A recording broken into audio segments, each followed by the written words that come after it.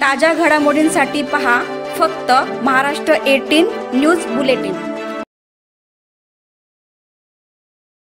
पनवेल तालुका प्रमुख म्हणून ज्यांची नियुक्ती झालेली आहे ते अनिल नामदेव ढवळे शिवकर यांनाही बाळाराम पाटील साहेबांनी नियुक्तीपत्र द्यावं।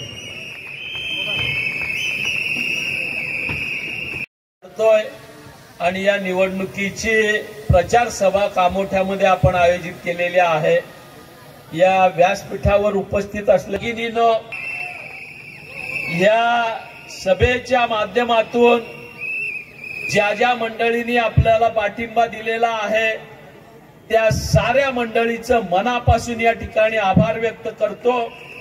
माननीय बाबा शिवाजी न्यायनीत यांच्या राष्ट्रीय सेवा दल या संघटनेनं आपल्याला पाठिंबा दिलेला आहे, त्यांचं मनापासून आभार व्यक्त करतो। स्वाभिमानी शेतकरी संस्था प्रकल्पग्रस्त संघटना या संघटनेच्या पदाधिकाऱ्यांनी आपल्याला पाठबळ दिलेलं आहे, त्यांचंही मनापासून या ठिकाणी आभार व्यक्त करतो। करणी सेनेच्या पदाधिकाऱ्यांनी या व्यासपीठावरून आपल्याला या ठिकाणी पाठिंबा दिलेला आहे, त्यांचं देखील मनापासून आभार व्यक्त करतो। ह्या व्यासपीठावर पक्षाच्या भिंती ओलांडून ज्या सहकार्याने आपल्याला निवडणुकीसाठी शुभेच्छा दिलेल्या आहेत त्याच्यामध्ये एकनाथ म्हात्रे असतील, विश्वास पेटकर असतील, यांचं मनापासून आभार व्यक्त करतो।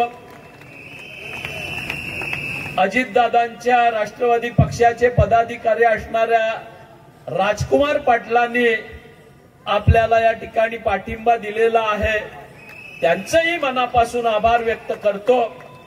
आणि रिपब्लिकन पक्षाच्या खरात गटाचे सुरेश खरात साहेब या ठिकाणी आले, त्यांनी आपल्याला पाठबळ दिलं, त्यांचंही मनापासून आभार व्यक्त करतो।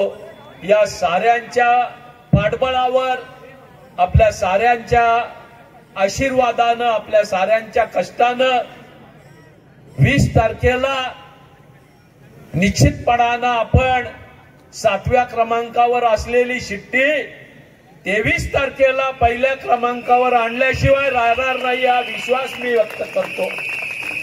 मी आभार व्यक्त करतो माझे सहकारी आणि राष्ट्रवादीचे खासदार निलेश लंके यांचं। ते या ठिकाणी पोहोचू शकत नाही, पण त्यांनी मोबाईलवर आपल्याला शुभेच्छा दिलेल्या आहेत, त्यांचंही जोरदार टाळ्यांनी आपण आभार व्यक्त करूया अशी विनंती मी आपल्याला करतो। मित्रांनो, 188 पनवेल विधानसभा मतदारसंघातील ही लढाई ही कुणा व्यक्तिविरुद्धची लढाई नाही, कुणा पक्षाची ही लढाई नाही, तर ही लढाई आहे या मतदारसंघातील समस्यांनी ग्रासलेल्या आणि समस्यांनी त्रस्त झालेल्या सर्वसामान्य नागरिक विरुद्ध प्रशांत ठाकूर अशी ही लढाई आहे। गेले 15 वर्ष या ठिकाणी या माणसाला आपण सहन केलं, त्याबद्दल मला वाटतं पनवेल विधानसभा मतदारसंघातील नागरिकांचा आभारच व्यक्त केलं पाहिजे, त्यांचा सत्कारच केला पाहिजे। आपल्या पुराणामध्ये, रामायणात आपण ऐकतो, आपण वाचतो, आपण कीर्तनकारांकडून, प्रवचनकारांकडून ऐकतो, प्रभू रामचंद्रांना 14 वर्षाचा वनवास सहन करावा लागला।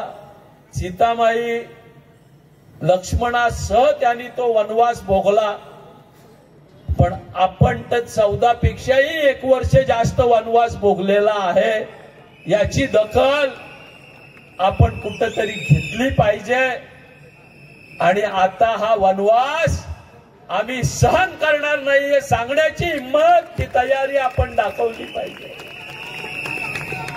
15 वर्ष एखादा माणूस या मतदारसंघाचं प्रतिनिधित्व करतो आणि जेव्हा 14 वर्ष 11.5 महिने होतायत, शेवटच्या 8 दिवसामध्ये तो तुमच्याकडे येतो। काल मी खारघरमध्ये होतो, आम्ही सगळीच मंडळी होतो। मी खारघरच्या त्या चौकामध्ये मनोगत व्यक्त करताना सांगितलं की मी नरेंद्र मोदीजींचा आभार व्यक्त करतो, त्यांना धन्यवाद देतो की ते खारघरला प्रचारासाठी आले. पूर्णपणाने रस्ते नाहीत, पण गुडघाभर खड्डे असलेल्या रस्त्याला त्या निमित्तानं पॅच तरी लागले. त्याच्यामुळे मोदीजींनी दर महिन्याला पनवेल मतदारसंघामध्ये यावं, आमचे खड्डे बुजतील, रस्त्यावर आलेलं शेवरेजचं पाणी तरी थांबेल, कारण आमचा आमदार काही त्या गोष्टी करायला लायक नाही. त्याच्यामुळे देशाच्या पंतप्रधानानं दर महिन्याला यावं, कधी खारघरला यावं, कधी कामोठ्याला यावं, कधी पनवेलला यावं, कधी खांदा कॉलनीत यावं, कधी नवीन पनवेलला यावं, सगळ्यात जास्त हाल भोगणाऱ्या तळोजा फेज 1 फेज 2 ला यावं, आणि त्यांना सवड असेलच तर महापालिकेत सामील झालेल्या 29 गावांमध्ये देखील यावं. या ठिकाणच्या नागरिकांचे हाल कमी होणार असतील तर दर महिन्याला मोदी आलं तरी त्यांचं आम्ही महाविकास आघाडीच्या वतीनं बाई स्वागत करू. अशी परिस्थिती या ठिकाणी या मतदारसंघाची आहे. शीलता दाखवली, खूप सोशिकपणा दाखवला. आता आपल्याला या ठिकाणी निर्णय घ्यावा लागणार आहे, तो अंमलात आणावा लागणार आहे, आणि त्याची तयारी या मतदारसंघातल्या साऱ्या जाती, धर्म, पक्ष, पंथ, प्रांत या साऱ्या लोकांनी केलेली आहे. हे प्रचाराच्या ठाई आम्ही अनुभवतोय. महादेव वाघमारेंनी एका पंजाबी सरदारजींचा अनुभव सांगितला, पण मी असे शेकडे अनुभव खारघर असेल, कामोठा असेल, कळंबोली या ठिकाणी घेतोय. त्याला जाती धर्माच्या प्रांताच्या कुठल्याही भिंती नाहीत. या ठिकाणचा यच्चयावत सारा नागरिक त्रासलेला आहे. आणि डॉक्टर बाबासाहेब आंबेडकरांनी भारतीय संविधानाच्या माध्यमातून एक व्यक्ती एक मत हे तत्व स्वीकारून जी शक्ती, जी ताकद आपल्या पोटामध्ये दिलेली आहे, त्याचा वापर करून 20 तारखेला आपल्या शिरावरलं हे ओझं धुडकारून लावण्याची, झिडकारून लावण्याची मानसिकता या मतदारसंघातल्या मतदारांना केलेली आहे, हे सांगायला मी आज या ठिकाणी आलेलो. आज आपल्याला पाणी पुरवठा नाही, रस्त्यात खड्डे की खड्डेत रस्ते सांगता येत नाही. पाणी घरात येत नसलं तरी घराच्या बाहेर पडलं की रस्त्यावर मात्र सेवरेजचं दुर्गंधीयुक्त पाणी ओलांडल्याशिवाय आपल्याला जाता येत नाही, हे वास्तव आहे. या ठिकाणी माझ्या एखाद्या माता भगिनीला सांगितलं, तिच्या मुलांना आग्रह केला की 7 नंतर आपण गार्डन मध्ये जाऊया, ग्राउंडवर जाऊया. कुठलीही माता भगिनी ती हिंमत आज करू शकत नाही, कारण त्या ठिकाणी गर्दुल्ल्यांचं आणि बेवड्यांचं राज्य आहे. आमदाराला तिकडे बघायला वेळ नाही, अशी परिस्थिती आहे. आपल्याला या ठिकाणी शहराच्या कुठल्याही नोडमध्ये, कुठल्याही ठिकाणी हा प्रदेश कॉस्मोपॉलिटन आहे. देशाच्या साऱ्या राज्यातून, साऱ्या जिल्ह्यातून, साऱ्या तालुक्यातून नागरिक या ठिकाणी आलेला आहे.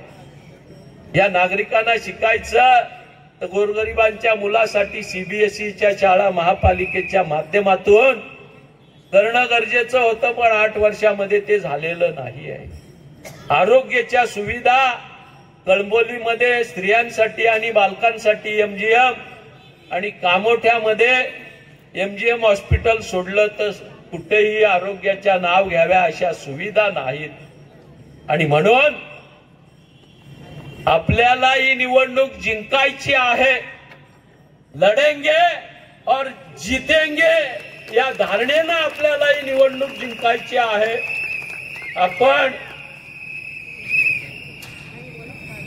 आपण या ठिकाणी निवडणूक लढणार आहोत.